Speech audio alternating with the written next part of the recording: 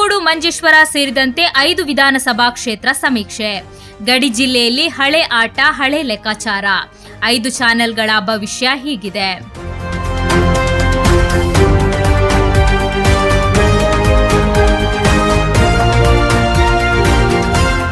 ಕೇರಳ ವಿಧಾನಸಭಾ ಚುನಾವಣೆಯ ಕಣ ರಂಗೇರುತ್ತಿರುವಂತೆ ಹೊರಬಿದ್ದಿರುವ ಮಲಯಾಳಂನ ಪ್ರಮುಖ 5 ಸುದ್ದಿವಾಹಿನಿಗಳ ಸಮೀಕ್ಷಾ ವರದಿಗಳು ಜಿಲ್ಲೆಯಲ್ಲಿ ಹಳೆ ಫಲಿತಾಂಶವೇ ಮರುಕಳಿಸುವ ಮುನ್ಸೂಚನೆ ನೀಡಿದೆ.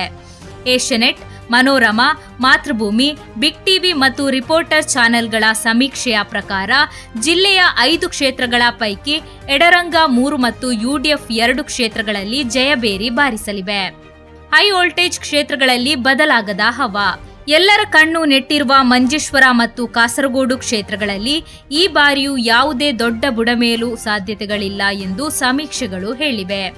ಬಿಜೆಪಿಯ ರಾಜ್ಯ ನಾಯಕ ಕೆ ಸುರೇಂದ್ರನ್ ಅವರು ಈ ಬಾರಿಯೂ ಪ್ರಬಲ ಪೈಪೋಟಿ ನೀಡಲಿದ್ದರೂ ಹಾಲಿ ಶಾಸಕ ಯುಡಿಎಫ್ನ ಎಕೆಎಂ ಅಶ್ರಫ್ ತಮ್ಮ ಕೋಟೆಯನ್ನು ಉಳಿಸಿಕೊಳ್ಳಲಿದ್ದಾರೆ ಎನ್ನಲಾಗಿದೆ.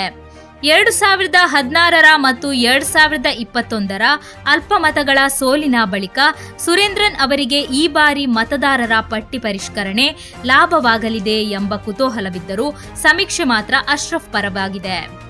ಬಿಜೆಪಿಯ ಎಂಎಲ್ ಅಶ್ವಿನಿ ಮತ್ತು ಎಡ ಸ್ವತಂತ್ರ ಅಭ್ಯರ್ಥಿ ಶಾನವಾಸ್ ಪಾದೂರು ಅವರ ಸವಾಲನ್ನು ಮೀರಿ ಯುಡಿಎಫ್ನ ಭದ್ರಕೋಟೆಯ ಮತಬಲದಿಂದ ಕಲ್ಲಟ್ರ ಮಾಹಿನ್ ಹಾಜಿ ಗೆಲುವಿನ ನಗೆ ಬೀರಲಿದ್ದಾರೆ ಎಂದು ವರದಿಗಳು ಹೇಳಿವೆ. ಎಡರಂಗದ ಭದ್ರಕೋಟೆಗಳಿಗೆ ಧಕ್ಕೆಯಿಲ್ಲ. ಉಳಿದ 3 ಕ್ಷೇತ್ರಗಳಲ್ಲಿ ಎಡರಂಗದ ಪಾರುಪತ್ಯ ಮುಂದುವರಿಯುವ ಸಾಧ್ಯತೆ ದಟ್ಟವಾಗಿದೆ. ಉದುಮದಲ್ಲಿ ಸಿಎಚ್ ಕುഞ്ഞാമ്പು ಮುನ್ನಡೆ. ಕಾಞಂಗಾಡಿನಲ್ಲಿ ಗೋವಿಂದನ್ ಪಳ್ಳಿಕಾಪಿಲ್ ಜಯದ ಹಾದಿಯಲ್ಲಿ ಹಾಗೂ ತ್ರಿಕರಿಪುರ ವಿಪಿಪಿ ಮುಸ್ತಫಾ ಮುನ್ನಡೆಯಲ್ಲಿದ್ದರೂ ಇಲ್ಲಿ ಪ್ರಬಲ ಪೈಪೋಟಿ ಎದುರಾಗಲಿದೆ ಎಂದು ಸಮೀಕ್ಷೆ ಎಚ್ಚರಿಸಿದೆ. ಈ ಬಾರಿಯ ಚುನಾವಣೆ ನೂತನ ಮತದಾರರ ಪಟ್ಟಿಯ ಆಧಾರದಲ್ಲಿ ನಡೆಯುತ್ತಿರುವುದರಿಂದ ಅಭ್ಯರ್ಥಿಗಳಲ್ಲಿ ಎದೆಯ ಬಡಿತ ಹೆಚ್ಚಿಸಿದೆ.